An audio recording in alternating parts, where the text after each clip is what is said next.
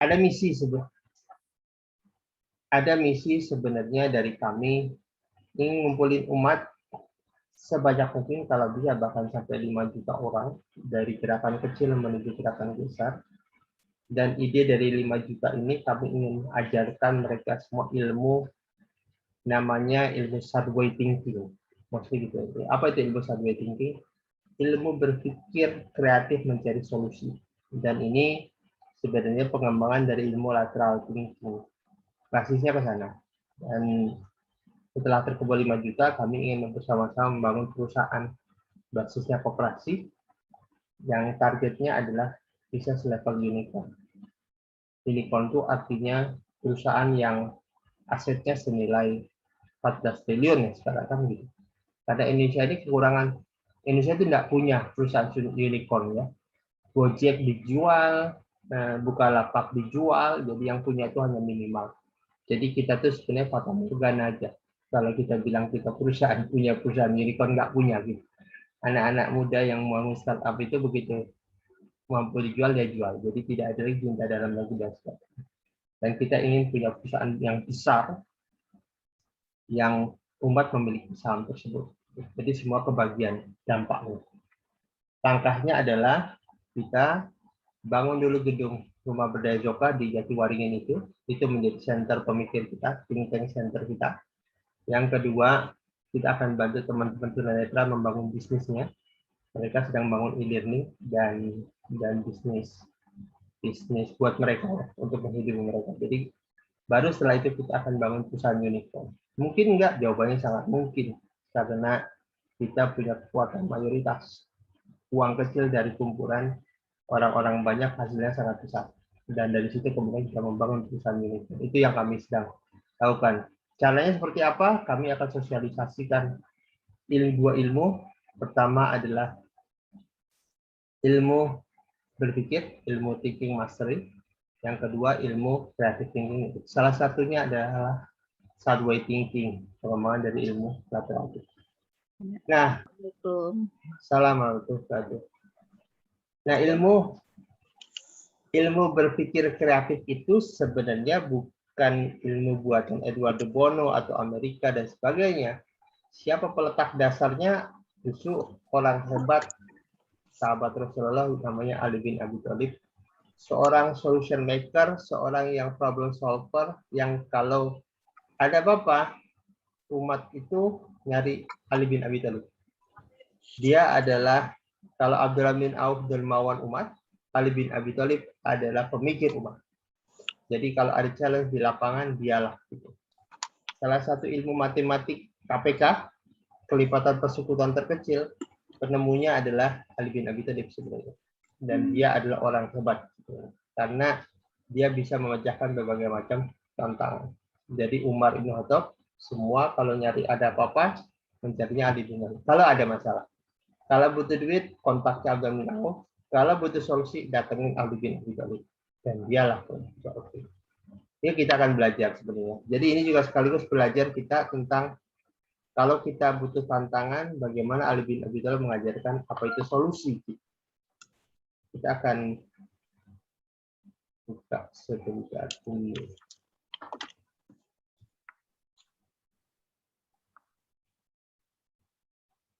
Ini saya dulu sangat sering membawa nama Ali bin Abi Thalib. Cuma karena banyak umat yang tidak ngerti, jadi saya sendiri dipikir saya Syiah. Kesannya kalau udah nama bawa Ali bin Abi Thalib, kesannya saya Syiah. Padahal nggak ada hubungannya. Karena Ali bin Abi Thalib juga merangi Syiah sebelumnya kan gitu. Inilah anehnya negeri kita. Oke, saya akan mulai. Kita exploring dikit apa yang terjadi dengan diri kita. Karena Bapak Ibu,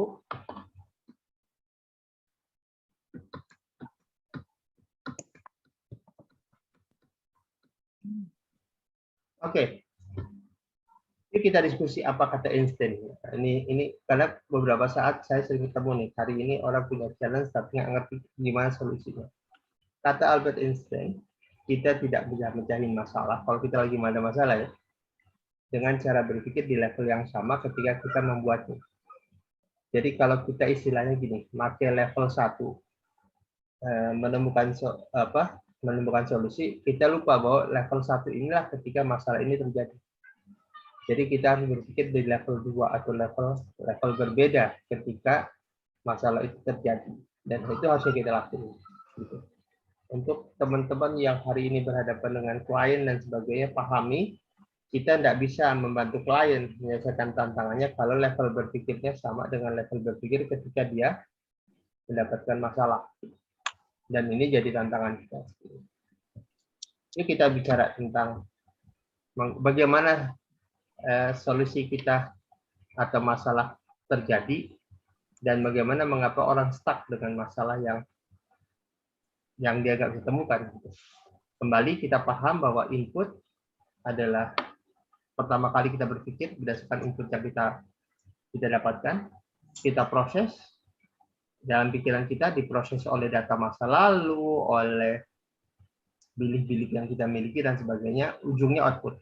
Output itu behavior. Output itu behavior artinya output itu adalah perasaan maupun tindakan kita. Inilah output yang kita miliki. Tantangannya adalah result atau hasil ini gitu, hanya akan berakhir sama bila cara berpikir kita, cara memproses data itu sama. Jadi kalau kita dapetin masalah, jangan-jangan karena kita memasukkan atau memproses data itu dengan cara yang sama dan ujungnya adalah hasilnya tetap sama. Dan ini sering sekali kita diskusi dengan LSM dan sebagainya, gimana ngerubah nasib umat dan sebagainya. Menurut saya untuk merubah nasib umat, caranya adalah kita memproses data dengan cara berbeda. Agar hasilnya berbeda. Makanya Einstein bilang, orang yang melakukan hal yang sama terus-menerus akan berujung pada hal yang sama terus. Hanya orang gila yang memikirkan berharap hasil berbeda dengan cara berpikir yang sama. Inilah yang terjadi di dalam kehidupan kita. Jadi kalau ada orang cerita ke saya, gimana ya nasib umat berubah, ya nggak akan pernah berubah. Why? Because cara kita memperoleh data caranya tetap sama dari awal sampai akhir. Lalu bagaimana caranya untuk menghasilkan beda? Nah, ini yang kita akan lakukan. Jadi langkah awal untuk menghasilkan perbedaan adalah memperoleh data dengan cara berbeda. Clear ya? Nah, ini sekarang saya mau cerita sedikit bagaimana sebenarnya Subway ini. Yuk kita lihat nih. Inilah masalah ya. Ada kondisi, kemudian ada tembok di depan kita. Ada tembok di depan kita untuk bisa menemukan solusi. Tantangannya adalah ada orang memaksakan diri menerobos tembok tersebut dengan cara garis lurus. Cara garis lurus. Jelas tidak akan ketemu. Jelas tidak akan ketemu. Kenapa? Karena udah tahu depan kita ada tembok. Kalau keep doing the same thing, kita terus menerobos tembok. Jelas nggak bisa. Temboknya cukup besar.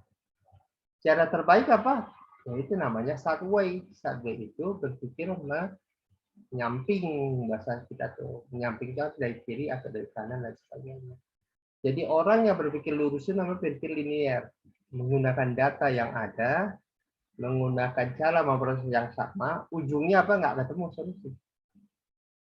Seperti halnya orang datang ke kita, Pak, saya mau bisnis tapi tidak punya modal. Itu klasik menurut saya. Gitu. Definitely Anda nggak akan bisa bisnis ujungnya, gitu. Karena modal itu yang dicari. Gitu. Karena yang cari modal, akibatnya bisnis nggak akan jalan. Maka yang langkah terbaik adalah menyamping. Bukan menyimpang. Itu apa caranya? Mulai dulu bisnis, cari pasar, dapat order, dan kita bisa proses itu data. Gitu. Sampai kita dapetin bagus, baru kemudian kita bisa cari investor, cari apa. Nggak mungkin investor itu mau memulai bisnis yang dari nol, sedikit sekali. Ada banyak investor mulai ketika bisnis sudah jalan. Dan ini yang terjadi dalam kehidupan. Sering sekali saya membina UMKM ketemunya sama. Nggak punya modal.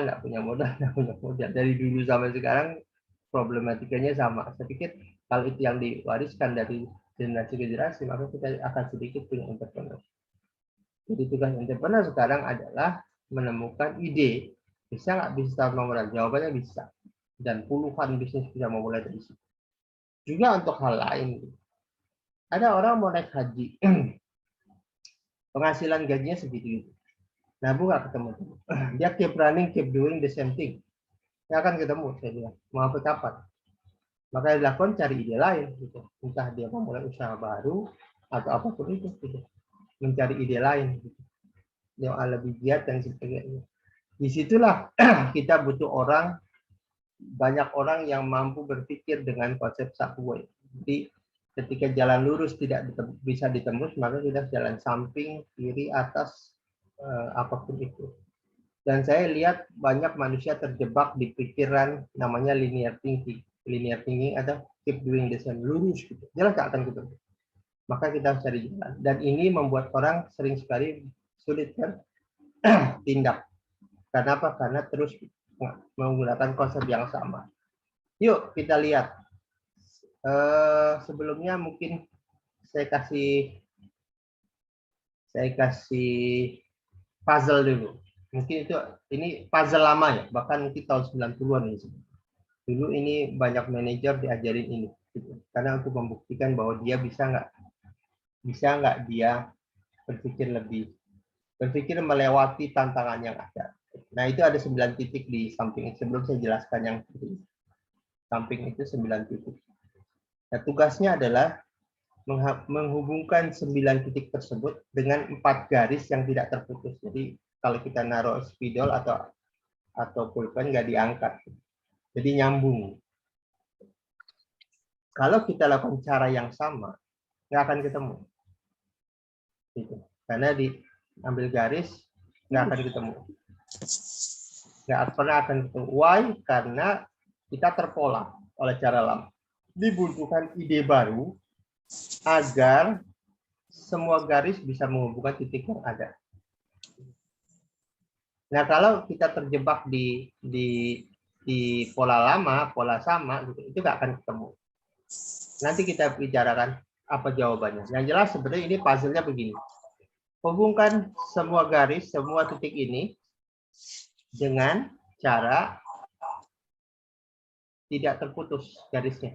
Jadi tidak terputus, nyambung. Jadi kalau naruh bolpen nggak diangkat dan hanya 4 garis. Jadi hanya 4 garis. 1, 2, 3, 4. Hanya 4 garis. Oke, itu puzzle pertama. Nanti kita pikirkan apa jawabannya ya. Oke, sekarang saya akan masuk ke kiri dulu. Kiri itu tentang Ali bin Abi Thalib. Bagaimana memecahkan tantangan umat. Oke. Nah, ada 3 kondisi, 3 kejadian. Ada 3 kejadian yang terjadi di masa Ali bin Abi Thalib. Kejadian ini berada waktu kasus waktu Umar didatangi beberapa orang yang menurut mereka telah menuduh satu orang dari sahabat Ansor yang dituduh telah memperkosa seorang wanita. Jadi wanita ini sebenarnya adalah wanita yang suka pada seorang pemuda sahabat Ansor. Tapi pemuda ini nggak mau, apalagi bahkan diajakin zina. Wanita itu nakal.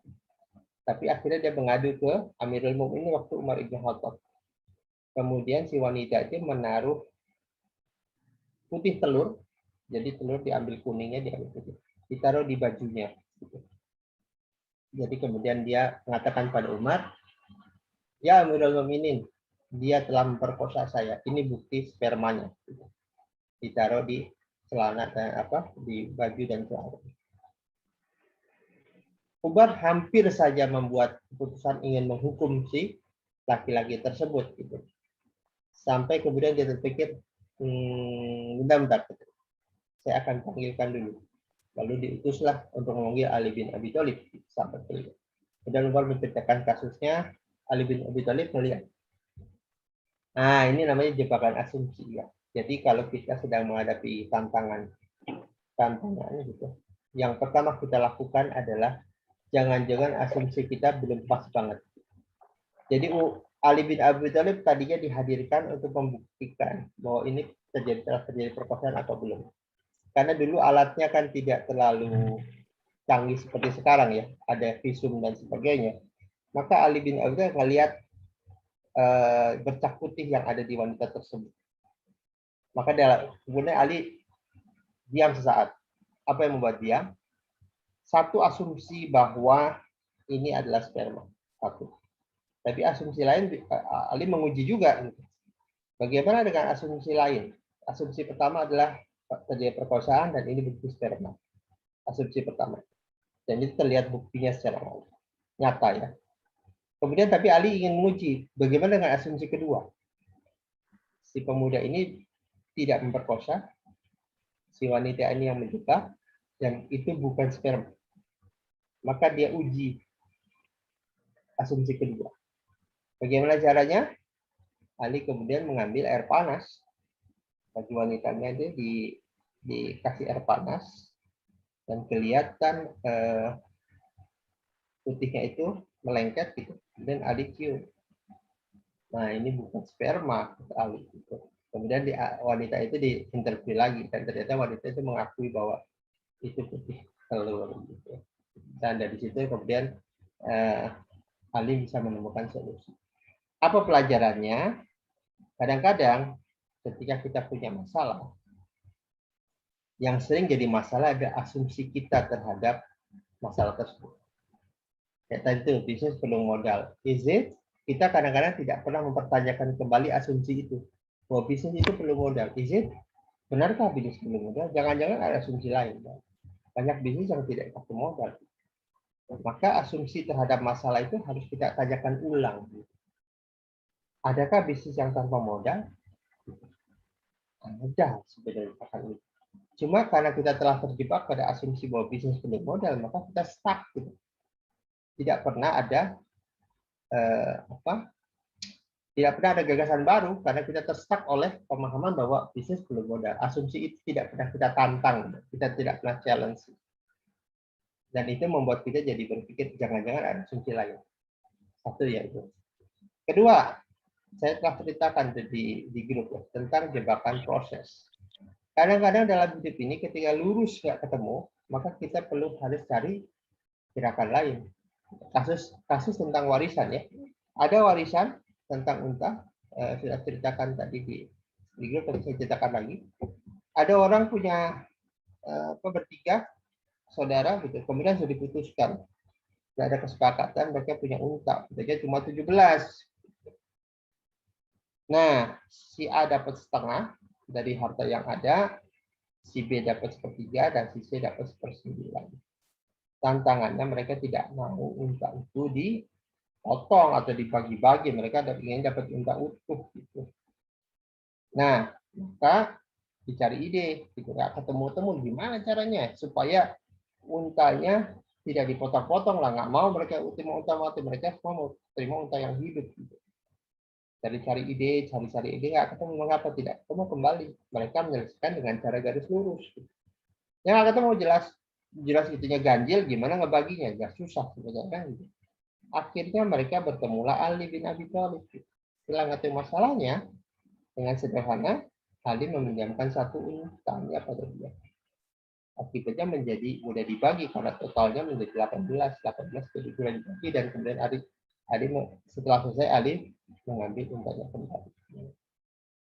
Dengan cara ini sebenarnya Ali kecerdasannya luar biasa, itulah sekarang disebut kelipatan persekutuan terkecil dan ada banyak cerita tentang ini. Jadi Ali membuat sebuah pembagi yang bisa dibagi semua, dan Ali memberikan meminjamkan sehingga menjadi mudah dibagi dan karena Ali mengambil kembali untanya begitu selesai karena jadi mudah dibagi semuanya dan terlihat adil. Kembali ini tentang jebakan proses. Ketika proses garis lurus tidak bisa diselesaikan, maka kita butuh gerakan menghentikan. Ide-ide yang tidak terpikirkan. Sebagaimana Gojek membuat sebuah industri yang sebelumnya tidak terpikir. Dia mengambil adaptasi proses delivery barang dibawa itu ke bisnis ojek dan jadilah Gojek. Dan ini artinya berpikir tidak garis lurus, saya berpikir menyamping gitu. Karena ada kalanya tantangan hidup itu tidak bisa diselesaikan hanya dengan cara yang sama seperti sebelumnya. Nah, semua ini hanya bisa dilakukan kalau kita punya data, pengetahuan. Kembali, orang jenius itu ada 3 kekayaan, Bapak Ibu. Pertama, kekayaan kata. Kedua, kekayaan pengetahuan. Jadi dia punya pengetahuan banyak tentang apapun yang dia dapatkan gitu. Dan itu membuat dia menjadi lebih berdaya menghadapi hidup. Dan salah satu hal yang dimiliki oleh Ali bin Abi Thalib, kejeniusannya adalah kekayaan terhadap pengetahuan dan kata ya. Perhatikan ketika Ali bin Abi Thalib diuji oleh seseorang dari kaum Khawarij gitu, bahkan juga Yahudi gitu. Mereka sengaja datangi Ali untuk bertanya tentang satu hal yang sama, tapi ingin dapat jawaban berbeda. Satu orang ditanyakan, Ali, apa bedanya ilmu dan harta? Ali menjawab, ilmu menjaga kita, harta kita yang jaga. Kemudian datang lagi orang kedua, tanya hal yang sama. Ali menjawab, ilmu itu banyak didekati orang, gitu. Ilmu itu banyak dijauhkan orang karena orang malas belajar biasanya. Harta itu banyak didekati orang. Macam-macam, ada 10 pertanyaan dan Ali menjawab dengan jawaban yang berbeda. Itulah bukti bahwa orang ini punya kekayaan kata. Why? Karena kekayaan kata dasarnya adalah pengetahuan dan pemahaman. Makanya salah satu teknik creative thinking adalah kita selalu melihat, mungkin Bapak Ibu pernah lihat anak-anak bule itu suka ditesnya gini, kecerdasannya. Coba terangkan tentang mandi itu apa? Tes mandi itu apa? Mandi itu apa? Suruh definisikan. Mendefinisikan mandi itu membuat kata dia menjadi banyak, sehingga wawasannya berkembang. Coba definisikan. Saya tidak tahu, karena ini kegiatan anak-anak usia 8 tahun sampai 9 tahun. Saya tidak tahu anak-anak Indonesia bisa menjawab dengan cara itu nggak. Saya lihat lombanya luar biasa, bagus gitu. Mereka punya perlombaan bagaimana mendefinisikan sebuah kejadian. Dan itu untuk anak 8 sampai 10 tahun. 8 sampai 10 tahun. Jadi misalnya, apa artinya, coba sebutkan apa itu menyemir sepatu. Nah, itu dia harus bisa menjawab dan tanpa menyebutkan kata semir dan sepatu. Itu menarik bagi saya karena orang-orang ini melatih dia seperti jadi tak lontong, memperbanyak ide kata, memperbanyak wawasan, dan itu membuat dia jadi penuh inspirasi. Dan itu yang terjadi jadi Ali bin Abi Thalib sebagai orang yang lengkap dan sudah mengajarkan bagaimana memecahkan tantangan yang sudah dihadapi. Pertama, challenge atau tantang asumsi kita. Yang kedua, lihatin cara kita memecahkan masalah atau tantangan. Apakah kita fokus terjebak pada garis lurus atau kita justru menggunakan cara berbeda. Yang ketiga, bagaimana kita mengatakan tantangan ini di dalam hidup kita. Jadi gini Bapak Ibu, dalam ilmu lateral thinking ada namanya provokatif, ilmu provokasi. Jadi misalnya, kalau kita ingin cari uang, apa yang dilakukan? Kita perlu cari uang, gimana caranya bekerja. Kita bekerja dan dapat uang. Maka kita harus challenge itu. Bisa nggak tanpa bekerja kita dapat uang? Tanpa bekerja, tanpa berangkat dari rumah kita dapat uang. Kita suruh pikirkan idenya. Itu ada lombanya bahkan. Jadi lomba merubah asumsi, lomba merubah kata. Misalnya apa? Mau jadi miliarder, sekarang misalnya bisnisnya apa? Hanya dagang bakso misalnya. Ingin jadi miliarder, punya dana 100 miliar di bank. Caranya sebetulnya dagang bakso sebanyak mungkin. Maka kita bisa challenge, bisa nggak tanpa dagang bakso, tanpa bisnis, tanpa kerja, tapi dapat 100 miliar. Dan itu kita akan harus rancang idenya. Dan itu memerah pikiran, membuat kita menjadi banyak ide. Dan itu harus kita lakukan. Seperti halnya hari ini misalnya, umat Islam miskin dalam pengelolaan aset negara. Gitu. Umat Islam ketinggalan dalam banyak hal. Bisa nggak umat Islam mencapai level terbaik yang mencapai hak sebagai mayoritasnya tanpa harus melakukan banyak hal? Kita harus buat itu sebagai sebuah langkah. Sayangnya sedikit orang berpikir tentang itu. Lebih banyak orang mencibir pemerintah lah, memaki-maki asing dan sebagainya, tapi nggak pernah melakukan sesuatu untuk buat kita. Dasarnya apa? Karena tidak berani lompat dari asumsi serta jebakan pemikiran yang punya. Oke, sekarang kita jawaban 9 titik itu. Ini jawabannya, Bapak Ibu. Pertanyaannya, bagaimana jawaban ini ketemu? Di garis yang warna, yang diarsir itu yang warna biru. Apa? Ya, biru. Itu adalah awalan orang membuat lompatan dalam berpikir. Awalnya orang nggak mau melebihi garis gitu. Padahal aturannya hanya coba buat garis ini tanpa terputus, tapi nggak ada aturan harus ngikutin garis. Dan akhirnya ketemu. Dari mana dasarnya? Dasarnya adalah itu tadi.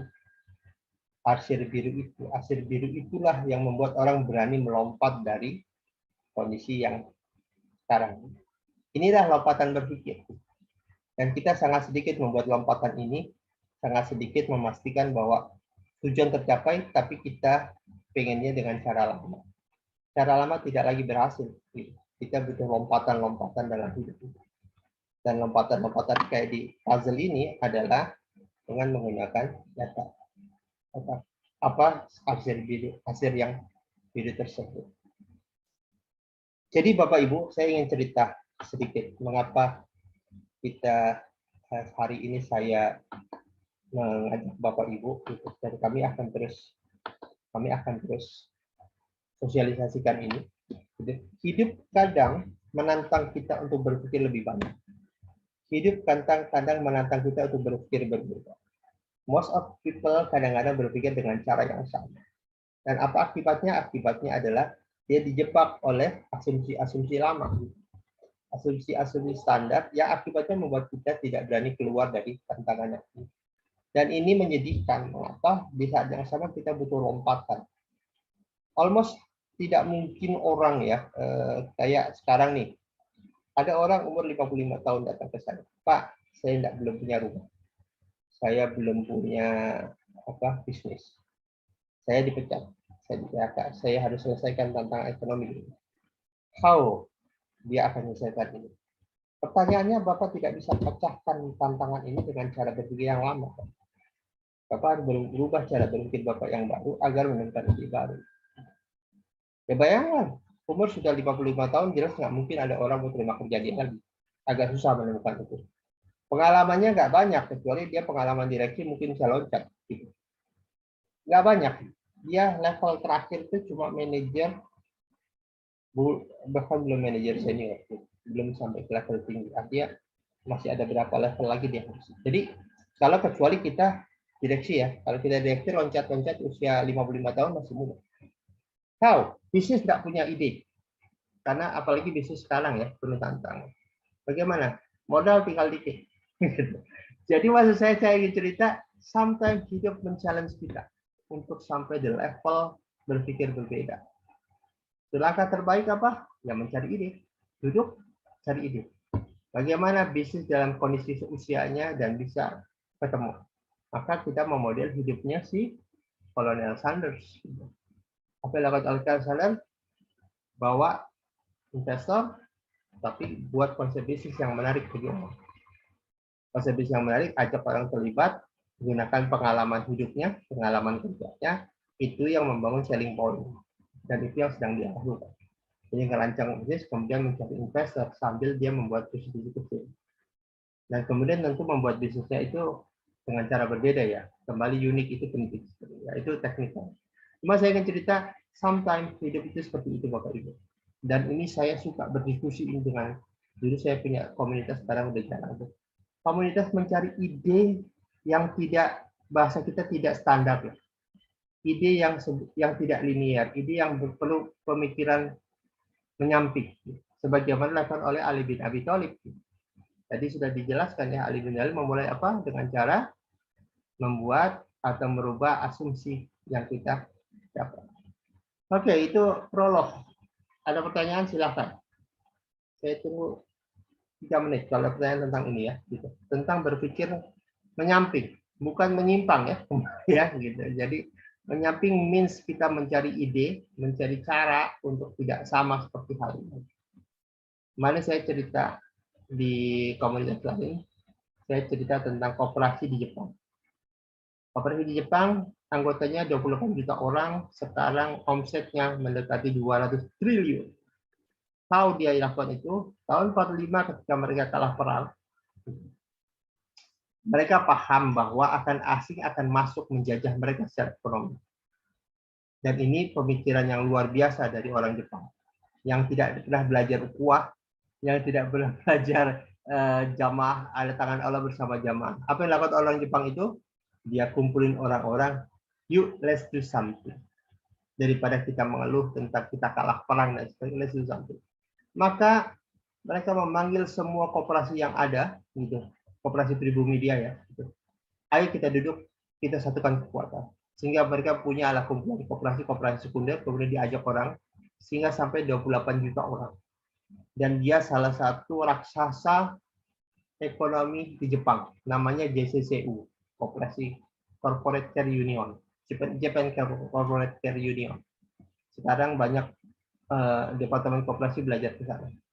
Hari ini omsetnya mencapai 200 sampai 250 triliun dan dia sudah membuat bantuan ke Afrika dan sebagainya. Dan yang menarik, berapa orang berkumpul? 28 juta orang. Pertanyaan saya, bagaimana kesadaran itu timbul di antara mereka? Mereka tidak pernah belajar ilmu agamanya matahari ya. Mereka tidak pernah belajar tentang apa tuh ukhuwah, apa tuh konsep Madinah gitu. Dan ini menarik. Kenapa? Karena orang-orang Jepang ini paham bahwa hanya unity is power. Unity is power. Karena habis kalah perang gitu. Dan dia stuck gitu. Ekonomi dia stuck, namanya berupa perangan, dia tahu akan terjadi secara ekonomi. Itu luar biasa. Yang saya bingung bagaimana kesadaran itu timbul di antara mereka, itu luar biasa. Oke, pertanyaan bagaimana menghadirkan ide, bagaimana cara menghadirkan ide apabila lagi bentuk gitu. Ya, itu mirip koperasi betul. Ide gini Bapak Ibu, pahami kata Einstein itu kadang-kadang membuat kita buntu karena kita membuat asumsi pertanyaan yang salah. Jadi kembali ini tentang asumsi, makanya tadi saya mulai dari awal. Saat kita start, cek apa yang membuat kita stuck. Apa ide yang membuat kita stuck. Membuat kita, let's say, sekarang nih, gitu, butuh punya uang untuk menghidupin ekonomi, sebentar ekonomi stuck. Kalau kita fokus ke situ, maka kita nggak akan ketemu. Asumsinya adalah butuh duit untuk kehidupan keluarga, sementara ini teman-teman tunanetra saya depan, teman-teman tunanetra, ya, bisnis pijetnya stuck. Karena orang nggak mau dipijet, sedikit dipijet karena takut kena COVID kan, gitu. Akibatnya susah dipijet. Kalau kita fokus, ayo dong pijet, tapi kan COVID ya, ngotot di sini nggak akan gitu, nggak akan ketemu. Tapi bisa nggak bisnis pijet berjalan walaupun kena COVID? Gitu.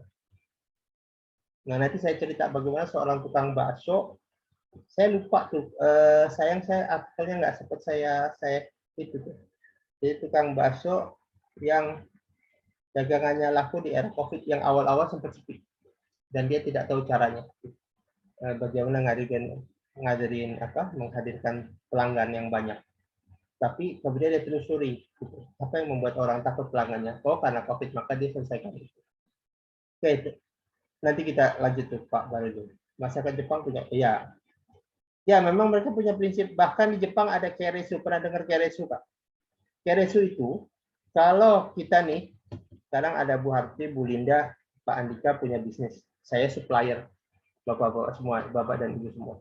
Di Jepang, kalau supplier udah sering nih, mereka akan mengatakan nih, yuk kita buat keretsu. Keretsu itu artinya Pak Andika akan beli saham perusahaan saya akan beli saham perusahaan Andika, saya akan beli perusahaan Bu Linda, saya akan beli perusahaannya Bu Harti, Bu Sari juga punya. Jadi kita tuh berlima atau bersepuluh bersatu dan kita masing-masing punya sahamnya, saham perusahaan kita masing-masing. Akibatnya kuat karena supply-nya dia di situ, terus kemudian saya jadi saat memberikan supply ke perusahaan ibu-ibu, saya yakin karena saya sedang memberikan supply kepada perusahaan sendiri karena saya punya saham di situ. Begitu juga ibu-ibu saat membeli barang dari saya, semangat karena saya juga sebenarnya bagian daripada itu. Dan itu luar biasa. Namanya KRSO. Di Korea juga ada. Lupa saya namanya. Cuma tidak sebagus KRSO di Jepang. Kemudian, oke benar. Design thinking, ya Pak. Bagian daripada kreatif thinking, tapi design thinking rada berbeda. Dia lebih banyak mengambil garis lurus. Karena design thinking itu lurus. Kadang-kadang dalam hidup ini kita lupa bahwa berpikir linear itu sering sekali nggak ketemu. Berpikir linear itu datanya adalah data masa lalu. Jadi kita memodel data masa lalu untuk menyelesaikan permasalahan di masa depan. Tantangannya data masa lalu sering sekali tidak sesuai dengan tidak bisa lagi menyelesaikan tantangan yang ada. Disitulah kita berpikir namanya sideways. Sideways itu nyamping, bukan nyimpang. Oke, saya mau cerita lagi sebentar. Karena saya hanya Oke, ini cerita problem solving. Ya. Mungkin pernah dengar cerita ini. Ini cerita ini senang dibawakan oleh Edward de Bono. Pertama adalah ada wanita usianya masih 20 tahun. Ayahnya punya hutang pada rentenir. Kemudian si rentenir itu melihat naksir dengan anak gadisnya. Usia rentenir ini usianya sudah 70 tahun. Anak gadisnya baru 20 tahun. Maka si rentenir mengatakan, "Kini saya akan buat hutangmu lunas tanpa harus bayar. Tapi nikahkan saya dengan anakmu." Sang ayah kemudian ngomong sama anaknya bersedih, tapi dia ingin nolong ayahnya. Tapi ayah, jangan buat ini jadi mudah, bisakah cari ide lain gitu. Kemudian diskusi dengan si rentenernya karena ingin terlihat fair, maka dia katakan gini deh, nanti kita akan bawa orang saksi, saya akan saksi depan orang-orang gitu, bahwa saya akan beri pilihan pada wanita ini. Wanita ini akan saya belikan, saya akan taruh 2 batu, batu putih dan batu hitam. Ya. Kemudian kalau wanita itu ngambil batu yang putih, hutang si bapak ini lunas dan dia tidak harus menikah dengan saya. Tapi kalau dia ngambil batu yang hitam, gitu, itu artinya dia harus nikah dengan saya. Tapi hutang bapak ini lunas. Oke, kasih. Nggak lama kemudian masuklah, dibawalah ke tepi sungai, di daerah dekat tepi sungai, bawa orang saksi dan dikatakan oleh si bapak renter ini, saya saksi bapak ini akan lunas apapun yang terjadi, mau dia mau putih atau putih yang hitam. Tapi kalau dia milih putih, artinya dia nikah dengan saya dan wanita ini sudah komit. Gitu. Dan kalau milih hitam, artinya wanita itu menikah dengan saya. Wanita hitam artinya wanita itu tidak harus menikah dengan saya. Itu ya maksudnya gitu ya. Jadi kembali saya lupa gitu. Yang kalau dia pilih putih dia tidak harus nikah. Kalau dia pilih hitam artinya dia harus nikah. Clear ya. Gitu. Tentu kalau saya kasih puzzle ini di kampus dulu, dan satu pun nggak bisa jawab. Kenapa nggak bisa jawab? Karena caranya adalah berpikir lurus. Dan si wanita tuh ngelihat si bapak ini nakal. Ternyata dia masukin semua batunya warna hitam. Artinya apapun yang dipilih oleh wanita itu akan berwarna hitam. Dia ngelihat nakalnya si bapak itu di depan. Walaupun tidak tahu, tapi dia ngelihat nakalnya bapak ini. Tapi karena nakalnya itu dia jadi punya ide. Balik, kalau dia berpikir aneh, maka timbullah pemikiran aneh di dia juga. Ini menarik si wanita ini. Jadi waktu itu kejadiannya di tepi sungai. Gitu. Jadi di dekat tepi sungai itu ada banyak batu. Gitu. Ada banyak batu. Kemudian dimulailah, diambillah batu. Oke, silahkan ambil, kata si laki. Diambillah batu. Kemudian begitu diambil, si wanita ini pintar. Dia nggak lama kemudian dilempar batunya. ke manapun, jadi nggak ketahuan kan gitu. Terus dengan polos ya, aduh batunya jatuh gitu, saya lupa. Gini aja kan sederhana gitu, tinggal cek sisa batu yang ada gitu. Kalau sisa batunya hitam, artinya dia ngambil putih kan gitu. Dan akibatnya apa? Akibatnya si wanita itu nggak jadi nikah. Why? Karena yang tertinggal batu hitam. Artinya wanita itu milih yang putih gitu. Dan inilah kondisi berpikir menyamping gitu. Dan ini ide yang menarik, mengapa cerita ini diangkat. Sometimes dalam kondisi tertentu berpikir menyamping itu sangat diperlukan. Once kita mendapatkan challenge dalam hidup, maka langkah kita adalah tadi tuh, kalau kita rubah asumsi atau rubah strategi perlu. Dan ini harus ada di dalam diri kita. Jelas ada tekniknya untuk Subway. Kalau mau nanti saya share materi Subway. Saya punya latihan 2 hari tentang ini tentang berpikir Subway. Tetap ada tekniknya. Cuma semua bermula dari asumsi. Oke, kisah kedua. Ini kisah menarik karena diambil dari buku Ada pembunuhan terjadi di sebuah tempat. Sekarang saya ingin Bapak itu yang menebak siapa yang membunuh. Seorang kaya pembunuh ya. Kemudian datanglah Sherlock Holmes. Sherlock Holmes tahu ya, seorang detektif dari Inggris, Baker Street. Saya suka sekali baca buku Sherlock Holmes. Kemudian Sherlock Holmes menelusuri siapa yang membunuh. Dia lihat waktu itu ada 3 tukang. Tukang pertama tukang cat lagi ngecat pagar di depan. Di rumah itu satu, yang lain nggak ada. Keamanan yang nggak ada, cuma ada 3 orang. Cat pertama adalah tukang cat.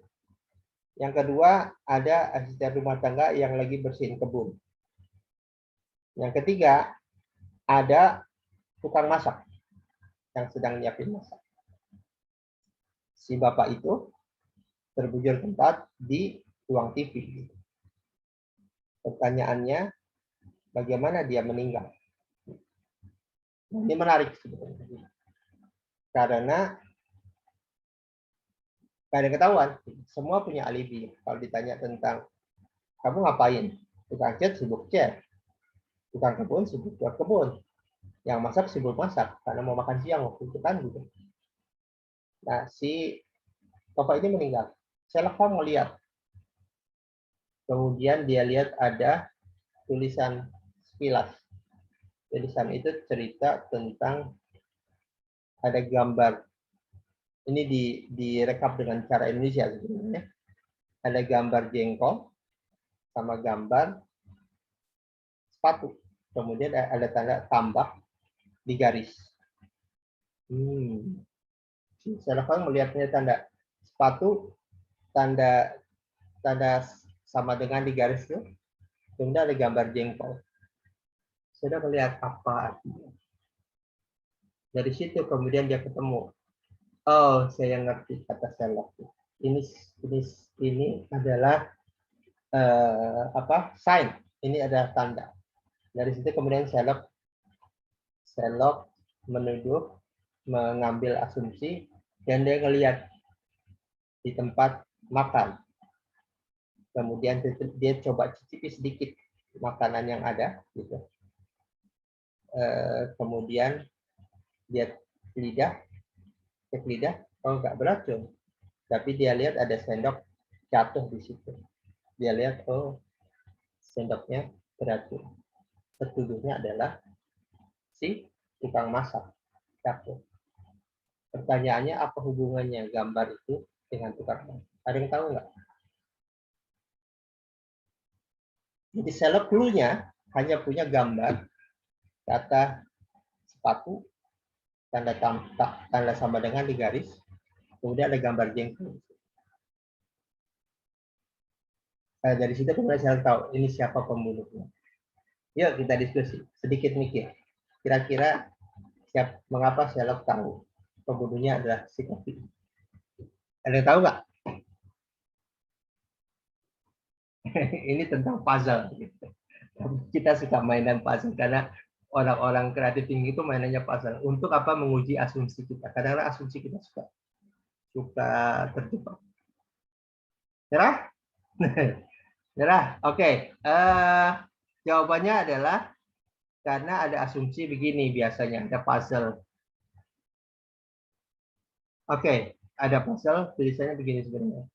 Sepatu itu disemir, jengkol itu disemur. Jadi,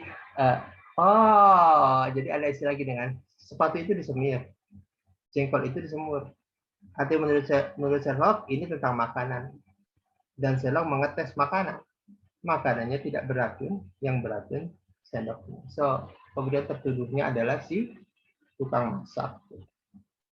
Ini tentang asumsi ya, berpikir. Dan Sherlock, kalau Bapak Ibu suka lihat Sherlock banyak kasus yang menarik di sini sekarang. Yuk sekarang kita uji nih, asumsi kita. Saya tadi cerita, ada tukang bakso. Dia stuck.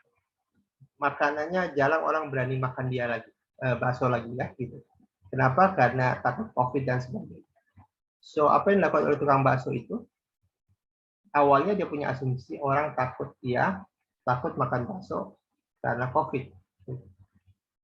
Bisa nggak tetap ada COVID, orang tetap laku makan bakso? Itu asumsi dia. Maka apa yang dia lakukan? Dia beradaptasi dengan COVID. Nah ini menarik. Dia rubah chatnya. Chatnya melambangkan warna putih karena dia suka tahu orang-orang itu warna putih melambangkan kebersihan. Maka dia chat itu warna putih.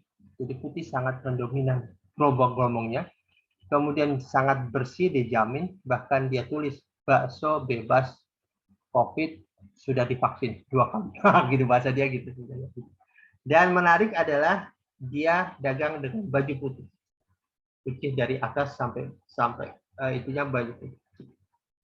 Dan dia membuat image seakan-akan baksonya itu bersih dan terjaga. Maka dia buat di depan tulisannya itu ada tulisan bagaimana proses bakso itu dibuat. Jadi orang menjadi aman. Dari situ terjadi perubahan terhadap gerobak baksonya. Why? Karena dia merubahkan sesuatu dan melakukan perubahan di situ. Itu yang saya maksud sebenarnya ketika ada challenge, maka you do something different, something new, gitu. Itu membuat dia merespon terhadap tantangan yang ada. Itu maksud saya tentang konsep subway thinking. Means apa Bapak Ibu? Gitu. Ketika kita ada challenge dalam hidup ini, maka ikuti kata alih. Rubah asumsinya, rubah prosesnya, kemudian perbanyak pengetahuan dan verbal kita. Apa kemampuan berkomunikasi pada diri. Dari situ insya Allah kita bisa ketemu. Ingat kata Einstein, kadang pertanyaan itu ada pada jawaban. Jadi sekarang kita pecahkan tantangan teman-teman tunanetra.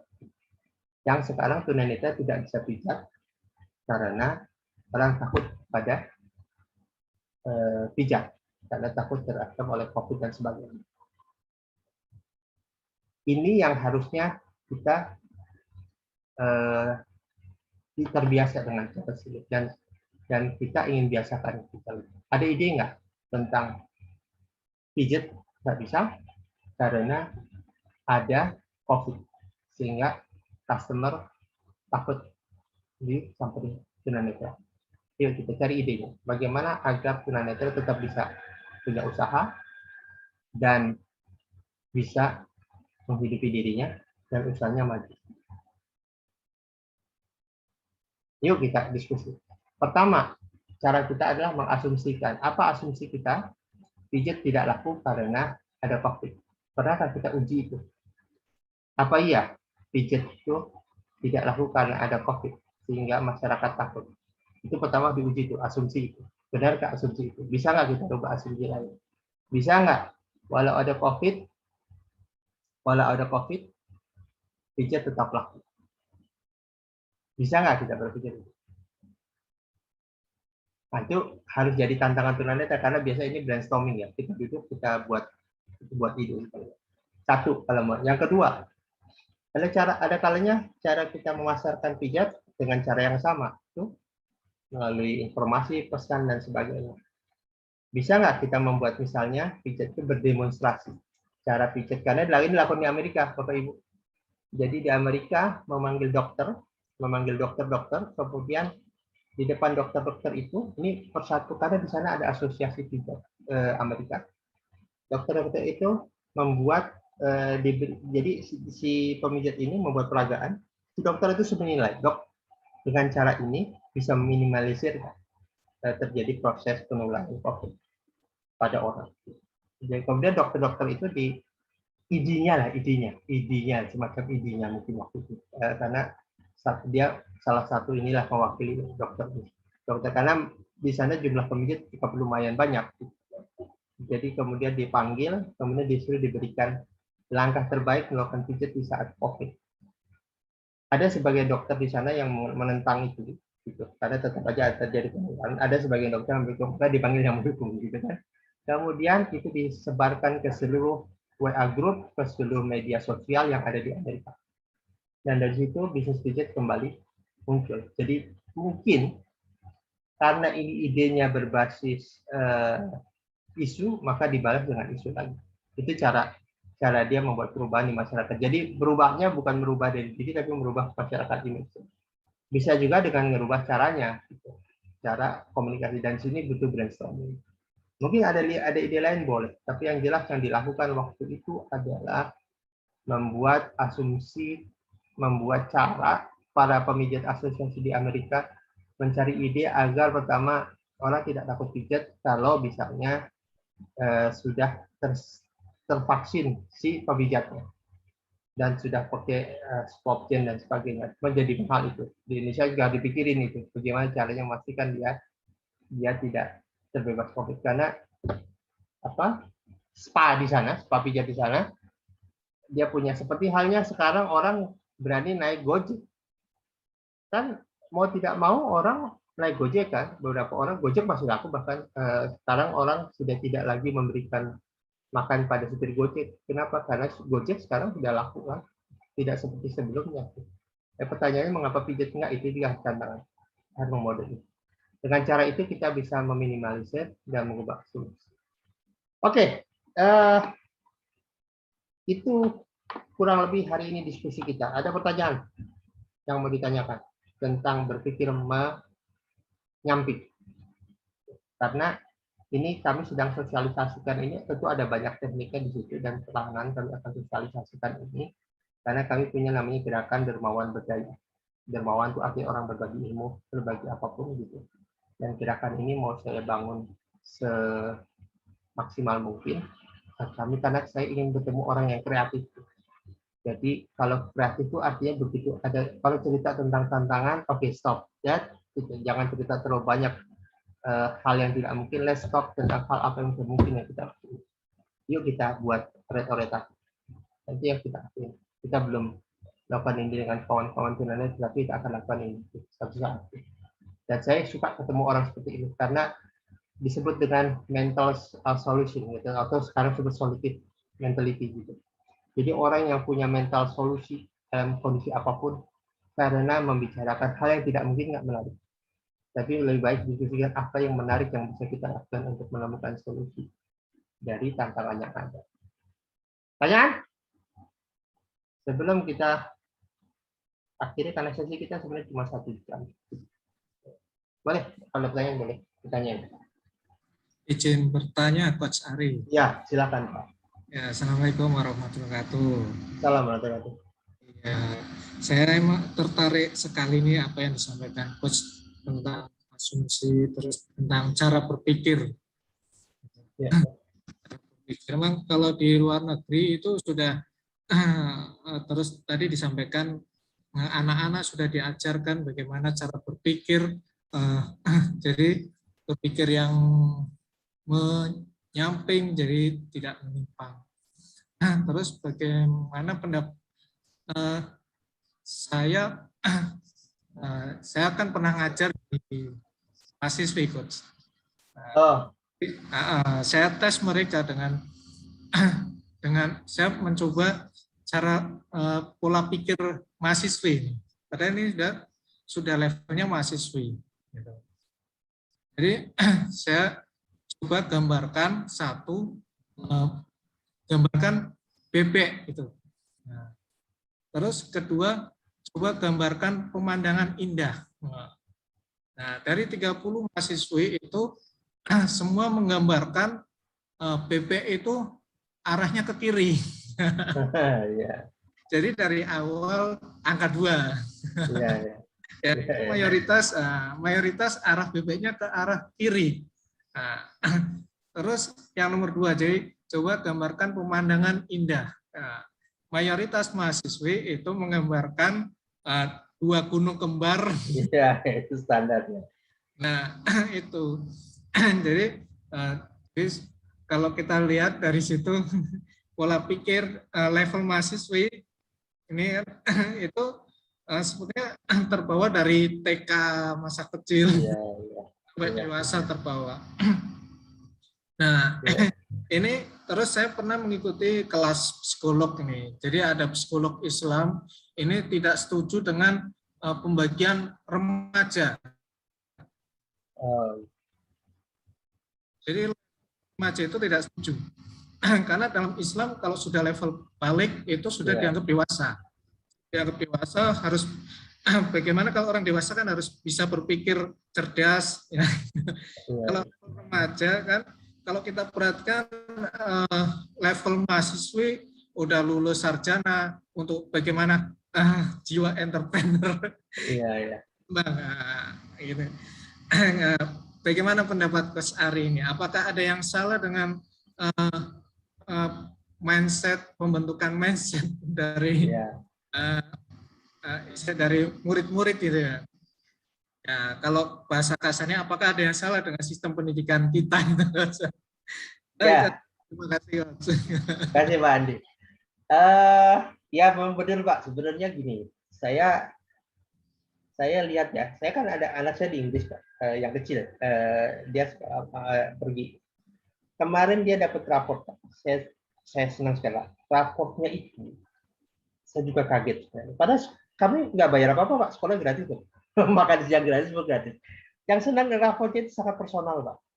Jadi si wali kelas menuliskan waktu datang pertama kali dia sangat pemalu, kemudian bahasa Inggrisnya nggak bagus, sekarang dia lebih bagus.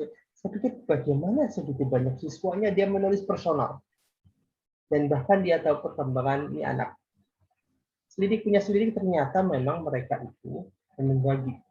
Kayak kawan saya cerita di Australia. Di Australia satu guru BK untuk 10 anak. Jadi kalau ada 200 anak itu dibagi aja Pak, itu 20 guru BK. Ya, mereka bullying itu mereka sangat concern. Jadi mereka tuh ada session terus bercerita tentang itu. Mungkin hebat juga mereka gitu. Dan mereka sangat kesel tentang pemikir. Jadi bahasa kasarnya gini sebenarnya. Di luar negeri itu, di Australia itu teman saya cerita. Mereka tidak pernah marah kalau anaknya nilainya jelek. Tapi mereka marah kalau anaknya di jalan nggak tahu jalan, nggak berani nanya. Itu mereka lebih marah. Nah, sekolah mereka lebih fokus ke kecerdasan emosi. Saya pikir di tempat anak saya sekolah ini bagus banget menurut saya. Padahal dia sekolah negeri Pak, bukan sekolah yang luar biasa gitu, bukan swasta. Tapi dalam hati mindset orang tentang pendidikan kayaknya berbeda. Mereka lihat anak itu tumbuh dengan cara berbeda. Anaknya masih SD ya, gitu.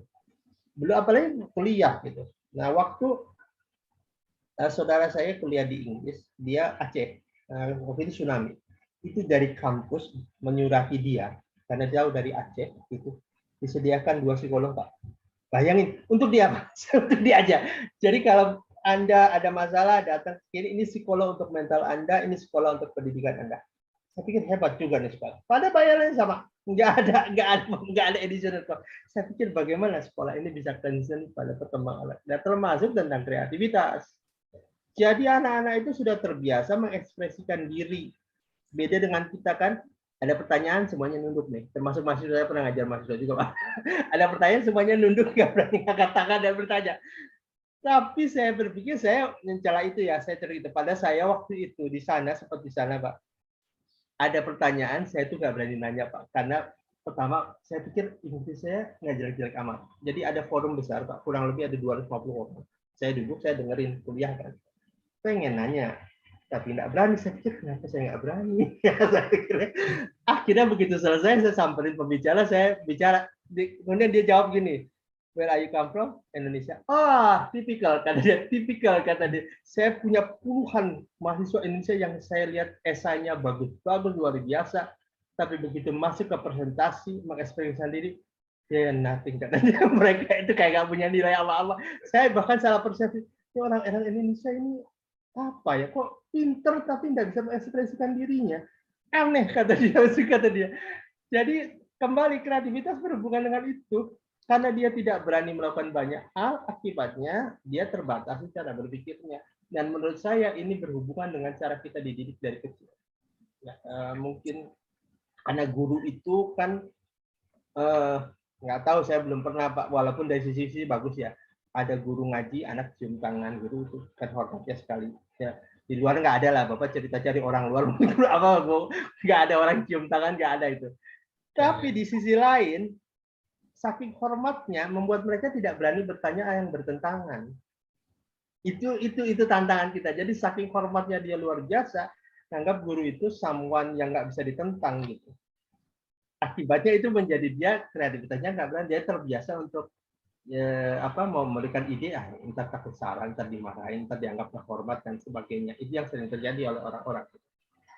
Itu yang membuat kita belajar jadi seperti itu, dan itu cara kita didik, cara saya dididik, cara Bapak dididik waktu kecil. Atau sampai sekarang katanya sudah berubah, saya belum tahu sih. Cuma saya lihat relatif hampir sama gitu. Kreativitas kurang. Dulu ada gerakan aku bisa, itu dari India datang. Itu menarik. Nah ini buat, cuma sayangnya itu sekolah mahal sih Pak. Jadi itu ada anak, gitu. Ini buat kita nih kalau ada apa ide. Anak-anak, jadi itu ada anak kelas 3 SD, ada anak kelas 6 SD. Anak-anak kelas 3 SD kan diajarin, kamu harus berani mengetahui India sebagainya. Kemudian anak kelas 3 SD cerita, aku kalau di jajanan kalah sama yang gede-gede, jajanan nggak boleh masuk di luar. Jadi di pagar gitu. Dia selalu kalah tekan dengan anak yang gede, dia nggak bisa gitu. Oke. Jadi apa ide kalian? Kalian kumpul, duduk, cari ide. Gitu. Mereka diskusi, sengaja dibiarin diskusi itu. Senang gitu mereka. Dan akhirnya ketemu ide dari anak-anak. Bisa nggak kita istirahatnya 10 menit atau di luar? Baru nanti luar biasa. Itu ide mereka. Di papan kepala sekolah, you have to take it, kan orang Inggris. Kamu harus ambil ini, harus izinkan dia gitu. Jadi nanti mereka keluar. Saya pikir itu bagus, dan itu menurut dia di Barat common, hal ini hal biasa gitu, bukan? Tapi di Indonesia itu hal luar biasa Pak. Gitu. Itu tentang kreativitas gitu, berani mengajukan ide, kalau pasti terima apa enggak itu belakangan gitu. Waktu itu anak itu di push, ayo nggak jadi masuk semua ide, semua bagus, ayo ide apa, ide mau dipraktikkan dan di explore maksud saya gitu. Dan ini kita sering sekali nggak pernah ada kan, kadang-kadang kita kalau anak minta sesuatu terus nggak bisa, ide kamu apa? Ide kamu apa? Ya biasa kalau anak saya, ya Pak, aku mau bersihin ini, nanti ini, terus nanti Abi ngasih ini kayak, iya, tapi kalau jadi maksud saya ingin dia mencari ide, ada tantangan dalam hidupnya, dan itu sebenarnya didikan kecil. Dan saya waktu ketemu dengan tim Diknas itu, saya pernah bicarakan tentang neuroscience. Cuma memang kembali kita kalau lihat pendidikan kita itu, untuk Bapak Ibu saya lihat mereka lebih sibuk ngabisin kurikulum, Pak. Lebih kurikulum dibanding mereka memastikan bahwa materinya tersampaikan dan anak-anak memahami. Itu kuncinya sebenarnya. Ya, itu kurang lebih itu, memang itu pendidikan kita, dan kita harus mulai rubah itu Bapak Ibu. Kita harus mulai rubah. Termasuk Bapak Ibu kalau punya anak, ajukan diri bahwa dia harus punya ide terhadap tantangan yang dia berikan. Jadi kalau anak beli handphone, minta handphone, jangan langsung dibeliin Bapak Ibu. Duduk tanya, Bapak, Mama nggak punya uang, kamu ada ide apa? Itu penting sebenarnya. Kamu ada ide apa? Dengan cara itu sepertinya kita memancing anak untuk tidak mudah meminta sesuatu, dan besarnya menjadi anak penuh solusi gitu. Dan ini yang mau kita bangun. Oke, ada tanya lagi?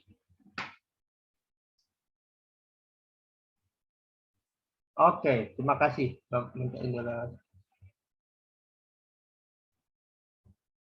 Ya, nanti kita rubah. Tapi memang kemarin kita juga beberapa dengan relawan yang ada ya.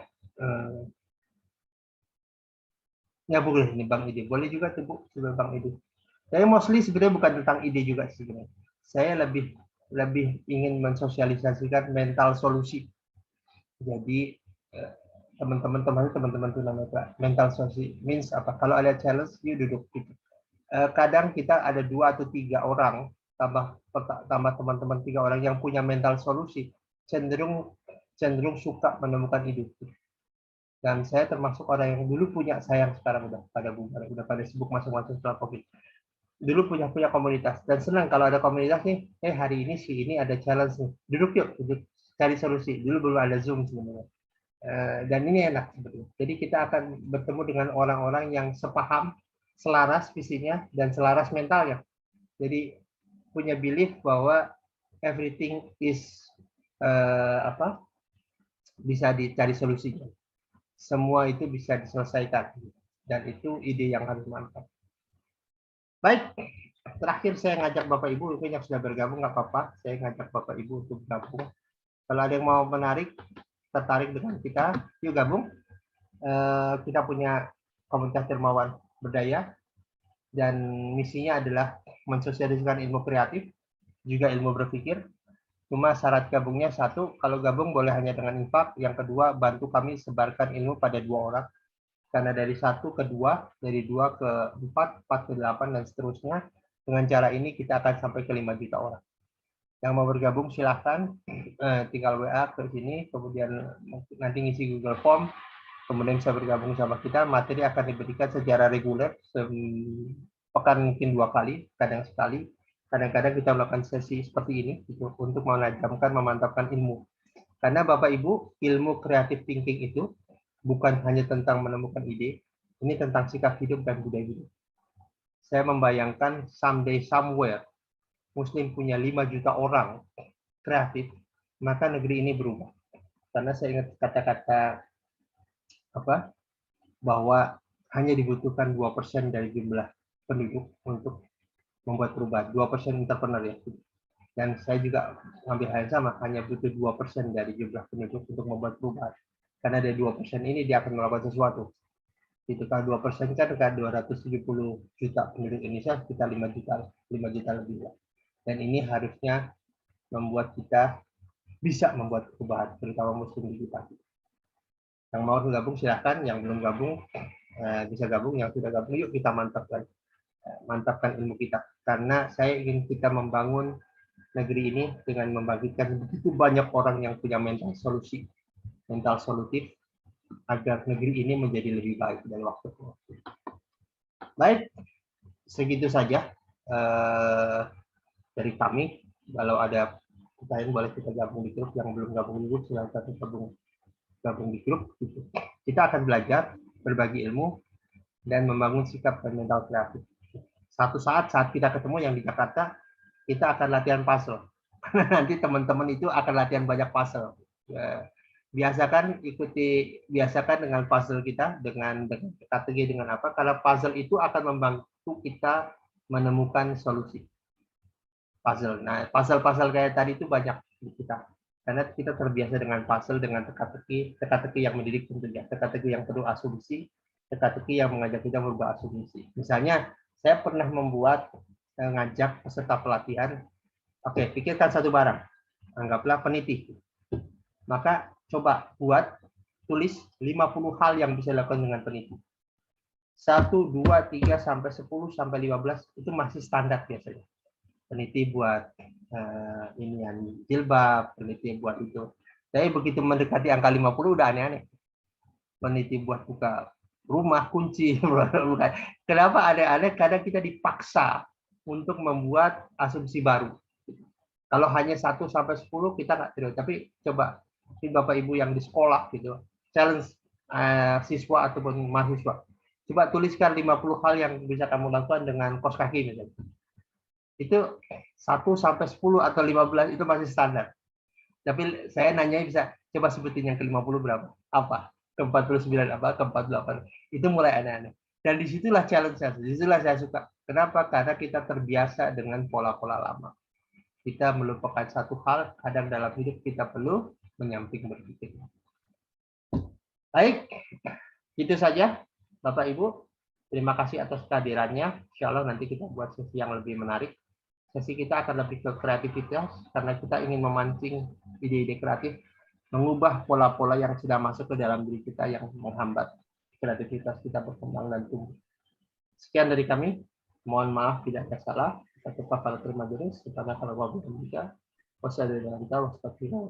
Assalamualaikum warahmatullahi wabarakatuh. Waalaikumsalam warahmatullahi wabarakatuh.